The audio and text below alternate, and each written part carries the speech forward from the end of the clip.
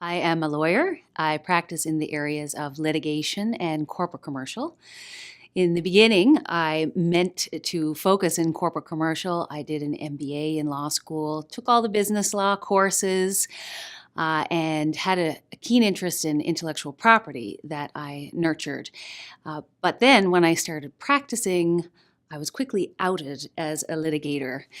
Uh, I had been a singer before I went to law school, so I had some skills that were transferable to litigation, such as public speaking and just enjoying, I guess, being in the spotlight. Plus, I had a lust for learning generally, so I developed also a concurrent litigation practice, and then flash forward to today. I'm the chair of our firm's litigation practice group, and I also have a concurrent practice in corporate commercial with a focus in IP. I would have said that the quality I bring to my clients is commitment, but when I thought about it a little bit more, I realized it was actually engagement. What I mean by engagement is that I am always thinking about my work. Now, it's trite to say that your life is your work, I know. But it's also very unnatural for me to think that I don't take the lessons that I learn in my personal life and apply them to my work and vice versa. If I want to feel inspired as a lawyer, I will often research the great lawyers who are often litigators.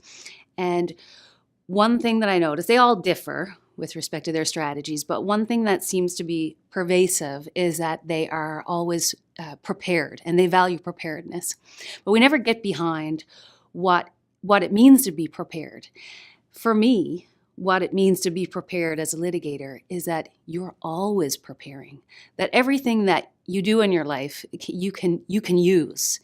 And I try to do that, and that's engagement for me. I do a lot of pro bono in the cultural industries in Newfoundland and Labrador.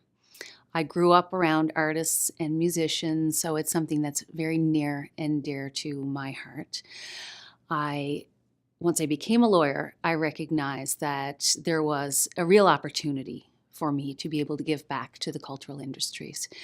So one thing I did was I started a think tank called the Kitchen Party.